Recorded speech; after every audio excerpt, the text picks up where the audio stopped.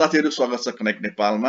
आज चाहिँ म तपाईलाई हस्पिटालिटी सेक्टरमा चाहिँ वेटर, वेट्रेस, बारटेन्डर, बेरिस्टा अनि पोर्टर अनि डोरम्यान है कुक यस्तै सम्बन्धी भिडियो देखाउँछु लिथुनियाको पनि र स्यालेरी रेन्ज पनि रेन्ज हुन्छ है। जस्तो तपाईँ वेटर र वेट्रेस डोरम्यानमा गर्नुभयो भने अलिक स्यालेरी अलिकति कम हुन्छ, त्यही पनि अरूको देशको तुलनामा माल्टा रोमानियाको तुलनामा धेरै नै हाई हुन्छ। तपाईँले वेयरहाउस वर्कर पनि हेर्नुभयो भने वेयरहाउस वर्करको पनि स्यालेरी पनि कति हुन्छ 1,90,000 हुन्छ भने यो वेटर वेट्रेसको पनि स्यालेरी उत्तिकै रेन्जमा हुन्छ बुझ्नु।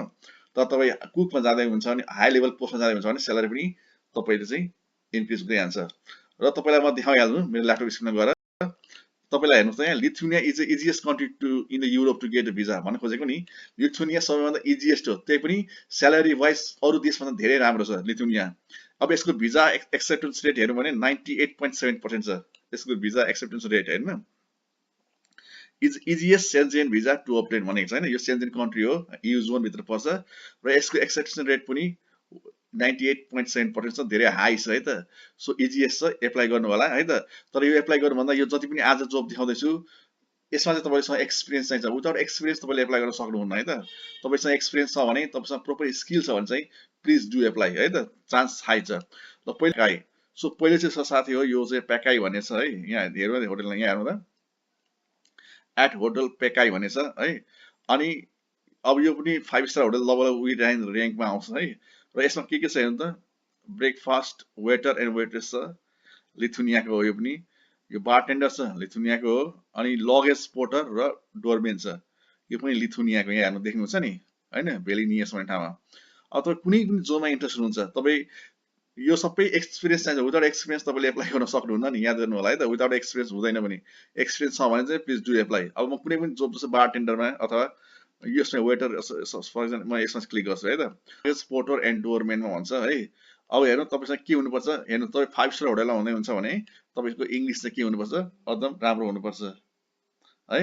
र तपाईँ अलिक तल आउनुभयो भने जस्तै यहाँ हेर्नुभयो भने वाट यु तपाईँको रिक्वायरमेन्टहरू के हुन्छ भनेर लेखेको छ यहाँ हेर्नु त के छ हैन। हेर्नु त complete descriptive and inspirational in rooming procedures for the guest.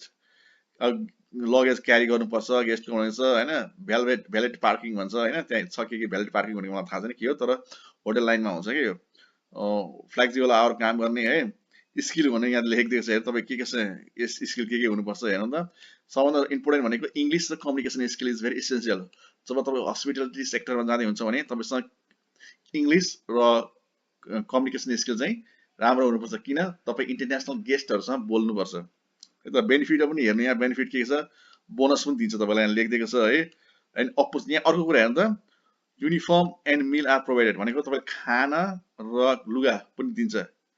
And opportunity learn develop and progress within the company. अब हेर्नु सबैजनाको नि सबैजनाको हुँदैन क्या, के अरे सबैजनाले उत्तिकै अपर्च्युनिटी पाएको हुँदैन। जस्तै नेपालको वेटर र विदेशको वेटरमा कम्पेयर गर्नु भने आकाश र जमिन फरक हुन्छ हो। त्यस्तो केसमा हेर्नु त यहाँ अपर्च्युनिटी लर्न तपाईँलाई सिकाउँछ पनि, opportunity learn develop and progress within the company. यहाँ बोनस पनि पाउँछ र स्यालेरी हेर्नु भने 1000 युरो ब्रुट भनेको छ हैन। यो स्यालेरी 1000 ब्रुट भनेको यो बिफोर ट्याक्स भनेको है त, सरी ब्रुट भनेको आफ्टर ट्याक्स है त, आफ्टर ट्याक्स भनेको। अब तपाईँ इफ इन्ट्रेस्टेड हुनुहुन्छ भने यहाँ हेर्नु त, please send CV and application. यो सिभी चाहिँ तपाईँलाई यहाँ पठाउनु पर्छ, यो इमेल आइडीमा तपाईँले चाहिँ पठाउनु पर्छ है त। अनि यहाँ हेर्नु त, please include front office associate in the email subject लेखिदिएको छ। के लेख्ने भने पनि लेखिदिएको छ बुझ्नुभयो। यो चाहिँ डोरमेनको लागि फर एक्जाम्पल म तपाईँलाई अर्को एउटा हेर्छु।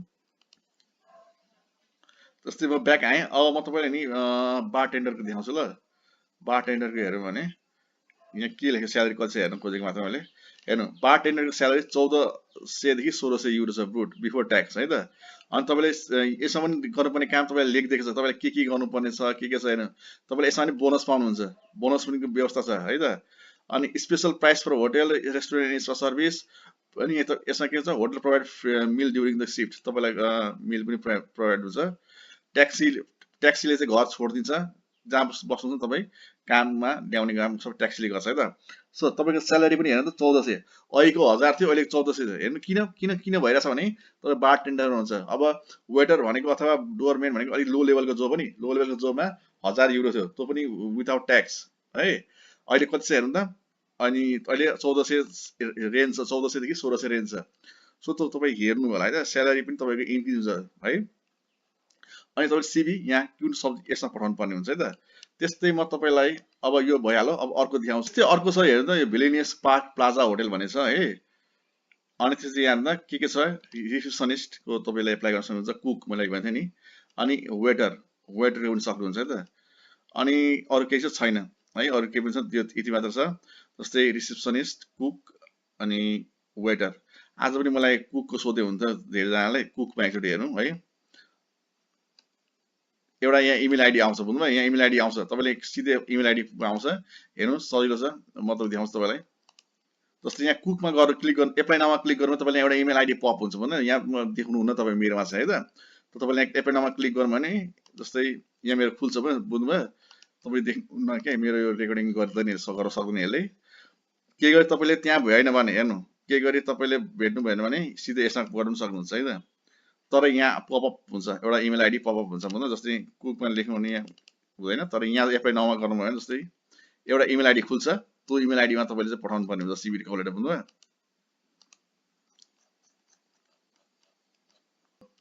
सो साथीहरू, म यो दुईटा लिङ्क तपाईँलाई आज भिडियोको डिस्क्रिप्सन छोडिदिन्छु, तपाईँले एप्लाई गर्न सक्नुहुन्छ, कुन पोजिसनमा तपाईँ इन्ट्रेस्टेड हुनुहुन्छ त एप्लाई गर्नु होला। र आई होप तपाईँलाई आजको इन्फर्मेसन मन पर्यो होला। मन परेको चाहिँ लाइक सब्सक्राइब गर्न नबिर्सिनु होला। यहाँसम्म हेरिदिनु भयो, धेरै धेरै धन्यवाद।